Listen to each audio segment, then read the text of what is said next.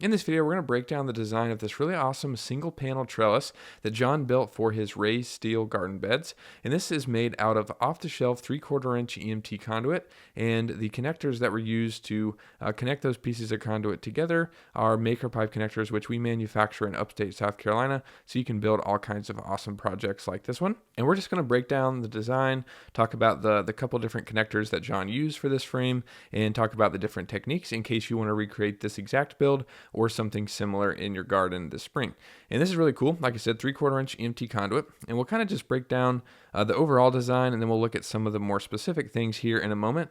But here you can see the main part of the frame really just consists of 3 vertical pieces of conduit that are attached to the bed that we'll talk about in a second how that was done. But essentially, these 3 verticals, and you can adjust the height of these depending on how tall you want this to be in your specific garden for your specific space and for your specific plants. And essentially here we've just got 2 on the outside and then 1 in the middle, as we can see here. And like I said, we're going to look at how these were secured, but essentially the 2 outer ones are attached on the outside of the raised garden bed, and then this middle one here is actually resting in the bed and in the soil. I imagine it goes all the way to the ground. Which is nice and easy to do. But essentially here we've got a few different maker pipe connectors. On the outside we've got a maker pipe T connector there and a maker pipe T connector at the top. And it's the exact same thing on the other side as well. And that connector is really common, really popular, probably the most versatile in the maker pipe system because it joins 2 pieces of conduit together, and you can use it in a variety of different ways. You can use it to grab on as it is here, just to add that cross support from one side of the frame to the other. And then you can also use it as a 90-degree elbow, as we can see up here, for this corner connection. And so at the very top, it's being used in that way, and there's just a piece of conduit running from one side of the frame all the way to the other. And again, you can customize the dimensions of this width exactly how you need it for your space. And you can do this really easily with a handheld tubing cutter. You don't have to have any power tools or anything crazy to cut empty conduit. It's nice and easy to do with that simple hand tool. And then maker pipe connectors go together with a 5mm hex wrench, so that's also really easy to do as well. But essentially you have that one piece of conduit going from one side to the other on the very top, and then here at the bottom you just have this piece of conduit extending all the way to the middle pipe.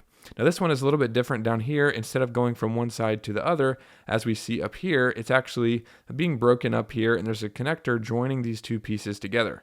So this is 2 split pieces that are joined together with connectors, and it just runs from the middle vertical out to the sides.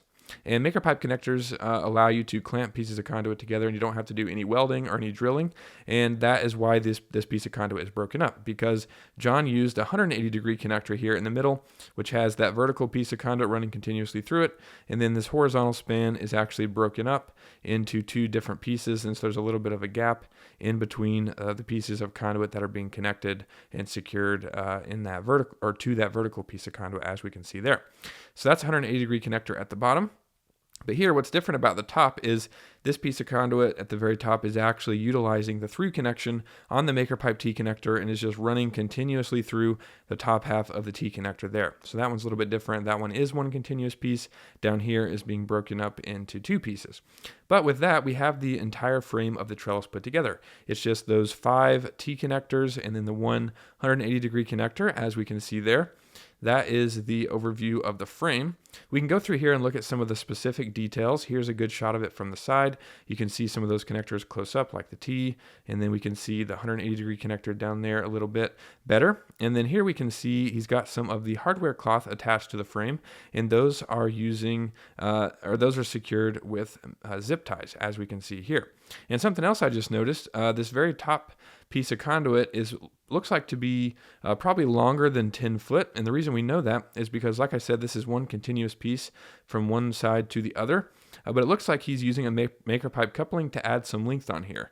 So if you run into a situation where you have a scrap piece of conduit that you need to add length to, or if it's longer than 10 foot, you can use a coupling as long as you have some sort of vertical support every few feet, like we see here with the T connector. So you could do it that way with the coupling to extend it, or you can do what he did down here, which is use the 180-degree connector. Just kind of depends on if it's the top pipe or the bottom. And your exact layout. But I just noticed that there, got that extra coupling there to add some length. But just that additional connector, nothing too complicated if you have something longer than 10 foot, but really cool. And then we can go through here and see some of the details. Here's a good close-up of the solution that he's using to attach this to the outside of the frame. We actually released a 3D printed shim that you can find on our website that I'll link down below that actually does something similar to this, but it looks like he also just used hanger straps, and he says it's working out really good, so you can do that as well. Just off-the-shelf hardware to secure this in place here. Just replaces the bolt in the side of the raised bed with the hanger strap, and then he said he used a longer bolt with a washer to secure that in place there. And there's a close-up of the 180-degree connector, close-up of the T connector, and then here's a close-up of that solution, as I was saying, where he's got the washer in there to add that space for the hanger strap, and then he's got a bolt going through with a nut on the other side. And looks really fantastic. A really nice and clean solution, and definitely something to keep in mind if you're looking to attach verticals to your raised steel garden beds or even horizontal pieces too. You could do that as well. This is really cool, really fantastic design, not too complicated. Got that hardware cloth with zip ties, like I said, and now it's ready for plants. So really awesome, John. Thanks so much for sharing. Hopefully you found this helpful. If you did, leave a like and consider subscribing. If you have any questions, feel free to leave those down below. Thanks so much for watching. I'll see you in the next one.